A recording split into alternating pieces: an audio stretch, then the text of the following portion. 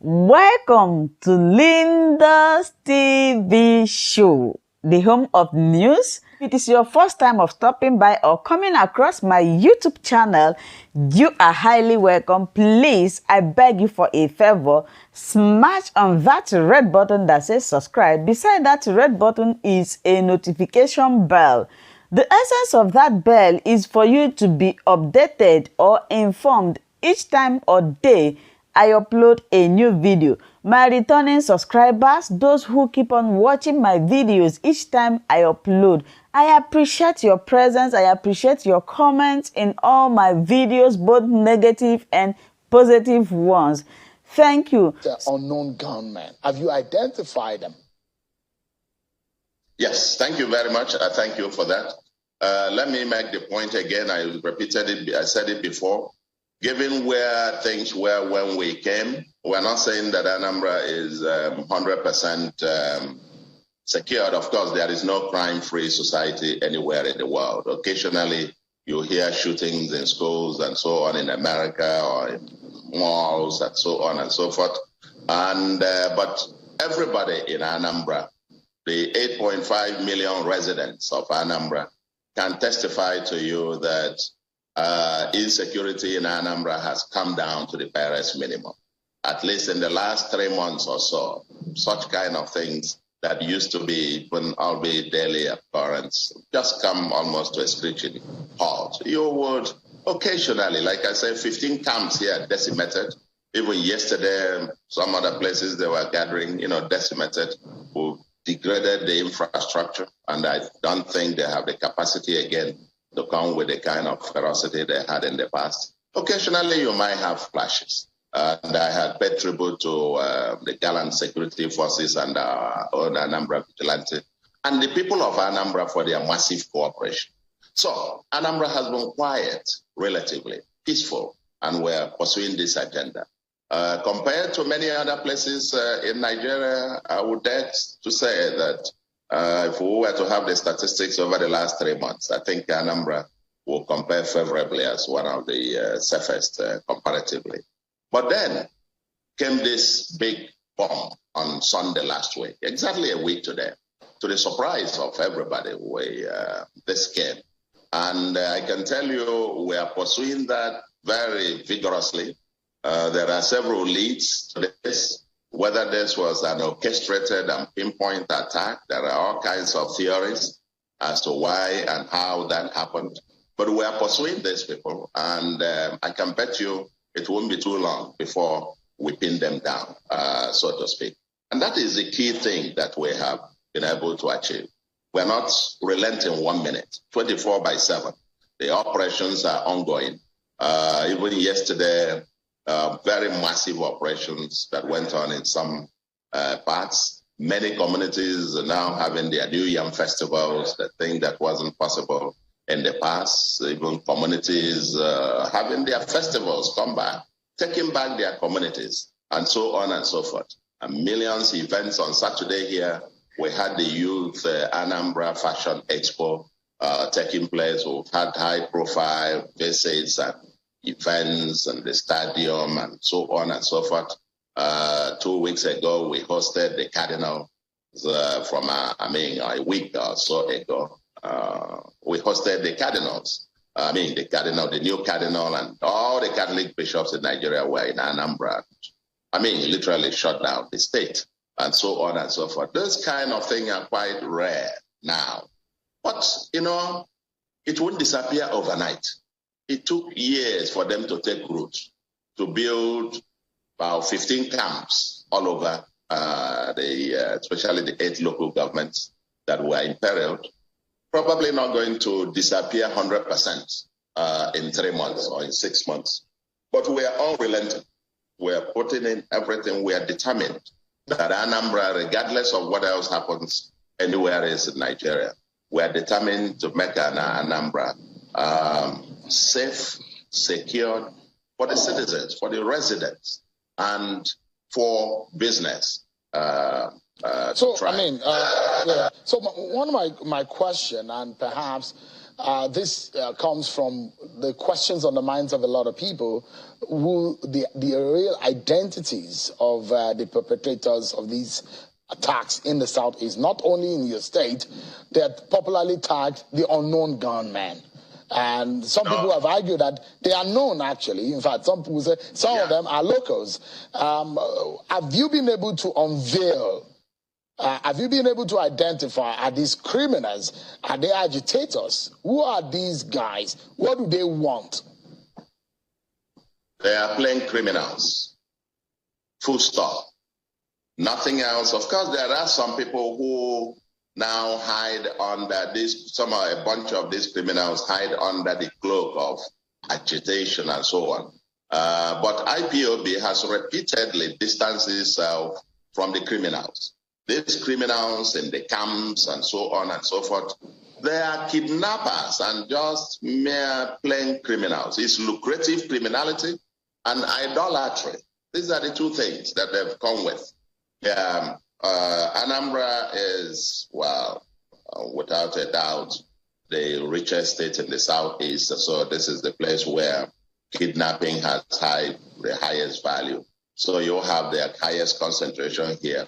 If you have an Al-Qaeda rider who goes into the bush, learns how to shoot, and becomes part of a criminal gang, they kidnap someone and they make millions. Of course, it's not easy to convince him to want to go back tomorrow to his Al-Qaeda, or vulcanized, or driving a keke and all that kind of thing. But we are decimating them. Well, I mean, we approached it with a carrot and stick. So I say they are not unknown gunmen. They are unknown to the extent that maybe they are not caught immediately at the act. But I can tell you, we've been catching quite a lot of them. And they know that something is happening, that Anambra is not safe for them. Never again. So, I mean, these people that you have caught, are they locals? Are they people who are coming into the state, or they are locals? They're from Anambra State, those who have turned criminal, Anambrarians who have turned criminals? Let me be clear about it. 100% of all the people that we have caught are Igbos. 100%. There's no one, the hoax about somebody invading from somewhere and so on. It's all hoax. It's 100% Igbos on Igbos. That's the first point. Second is that there are quite a chunk of them. Of course, Anambra is, like I said, receives disproportionate share of influx of people from other Southeast states and other parts of Nigeria in the Southeast. And so, at the initial stage when we started, in fact, the first set of people we caught were 100% Igbos from other Southeast states and none from Anambra. But as we went on, we then discovered that a whole lot of the youths who have been taken to these bushes got indoctrinated and got initiated into all kinds of things, happen also to be citizens of Anambra State or indigents of Anambra State. And we're dealing with all of this. For us, there's no distinction, whether it's from Anambra or it's not from Anambra. Anybody in a camp, anybody in the bush with a gun, we treat as a criminal. There's no other objective. You can't be in any bush or in any camp in Anambra with a gun. How do you eat? How do you feed? How do you feed 1 month, 2 months, 6 months in the camp or in the bush? You must be involved in criminality. And that's what they have been doing. Every camp that we have been able to dismiss and the people arrested and the people gotten, together with the native doctors who prepare their charms and so on and so forth, I mean, there is no place for them here in Anambra State. And that message, we're very, very firm and determined about it. No space in Anambra will accommodate the criminals. They are known. They are not unknown criminals.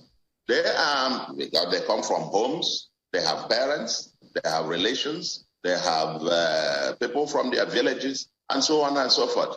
But thank goodness, like I commended the people of Anambra, people are now coming forward with information as to about the identities. That's how we have been picking them. So, Prof, I'd like to follow up on the latest incident, which is that of Sunday. Could there be any linkage, a political undertone? Could these attacks also be political in nature? What have you been able to learn from the incident? I told you that there are many leads, and we don't want to be presumptive here. Matters of this nature, we wait until we are able to conclude on the leads and pin down all of those. There are 3 or 4 possible leads on all of this. Of course, one of which is what you just said. Possibly some people, whether it's political or for whatever objectives, may have targeted the senator. That's a possible lead. There is also the other bit about him running into a group that was actually for somebody else. I mean, waiting, for someone else. And then he ran into them and they opened fire thinking that they were being posted or something like that. And so there are all kinds of, I don't want to get into the details here. The security agencies are on top of the situation. And I must say that the security agencies, the DSS, the police, the army, the Navy, everybody, vigilante and civil defense, they're on top of the situation. And the Anambra people are eternally grateful to them for all the assistance and their doggedness and determination to wipe off criminality from here. Because light and darkness cannot meet. Where Anambra is prided as the light of the nation. And in this context, light and darkness cannot mix, so to speak. We have a single-minded.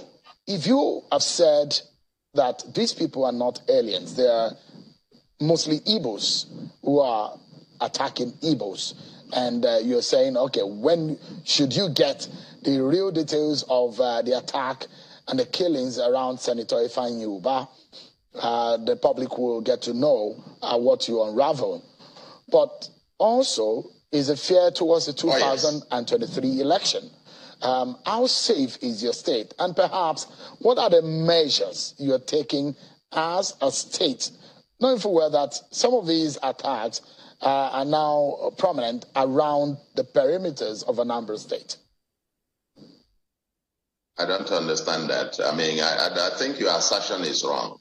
When you say they are common around the perimeters of Anambra, I think you are wrong.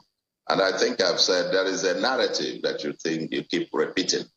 And that narrative is quite wrong. Like I said, if you have a high-profile shooting in a school in the U.S., and then somebody concludes that the whole of the U.S., everybody is, they are shooting at the U.S. everywhere. That's the wrong narrative and conclusion, that you have a high-profile attack that occurred Sunday. But you haven't reported what has gone on in the last 3 months. How many of such have you had in the last 3 months, even more? And another thing, we need to put that in context. And like I said to you, Anambra is quiet and is getting quieter.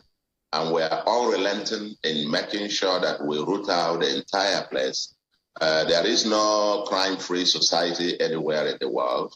And I can bet my chest that compared to most states in Nigeria, relative to what obtains in most states in Nigeria, Anambra will certainly rank in the top 10 safest states to be in today.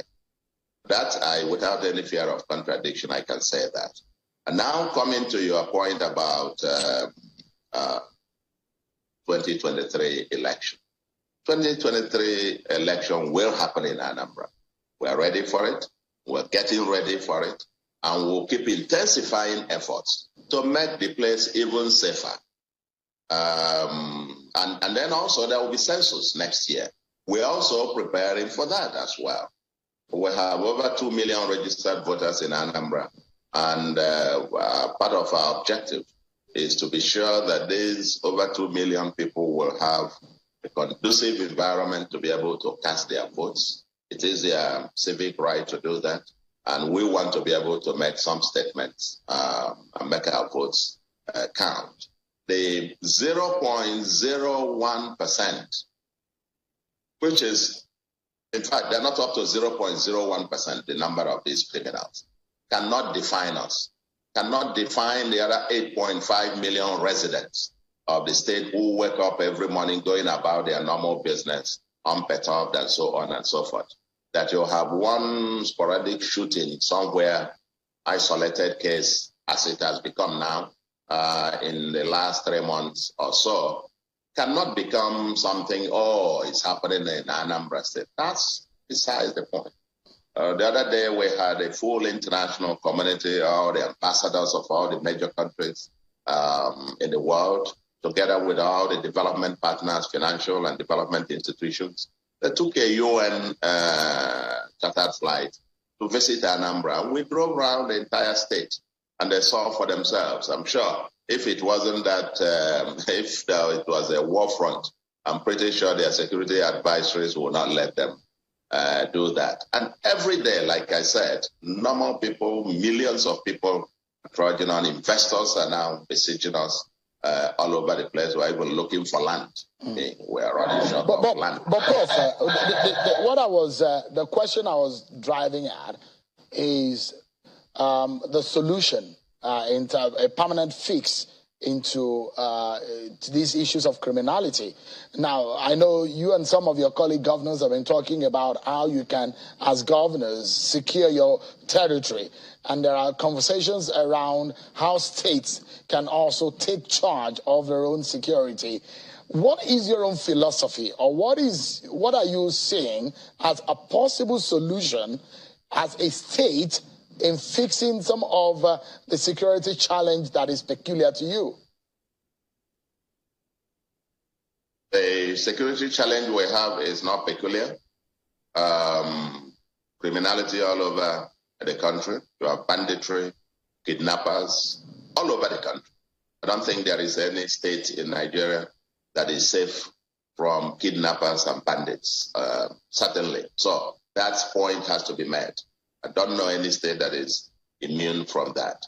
How are we dealing with that? Of course, we've devised our own means, working with the security agencies, with our own Anambra Vigilante Service, working with all the critical stakeholders, the communities, the traditional rulers, the town unions, the youths, the churches, all the critical stakeholders are part of this whole business. You see, you can't defeat this by just, the gun. The people must be a part of it. And that's part of our major success so far, that the people now know, the people now understand that anyone in the bush with a gun is a criminal, nothing other than that, and they are prepared to cooperate. All right. So in my own state, we are dealing with that. But at the national level and the regional level, there is need for greater collaboration and cooperation cross-border, because several of these people, they crisscross the various borders. We, of course, at the federal level, the federal government has a near monopoly of all the instruments of coercion, the armed forces, the exclusive list. And I think that conversation will go on further about how you can devolve that. I can see some of the candidates for presidency already talking about state police and so on. Going forward, I think these things, because all crime happen to be local, and you need some local devolving and empowerment at the local unit for people to be able to deal with these peculiar issues. So for our own case, we've got our own architecture, which we are pursuing, and which has already yielded magnificent results, and which I'm not prepared to go any further in terms of the specific details. But it seems to be working, and Anambra is getting safer and safer by the day, and the people themselves attest to this. Prof, let me take you away from security, and perhaps, they say charity begins at home. A son of the soil, Peter Obi is a presidential candidate of the Labour Party. And I guess your people might be proud of what has become of Mr. Peter Obi, considering the rave.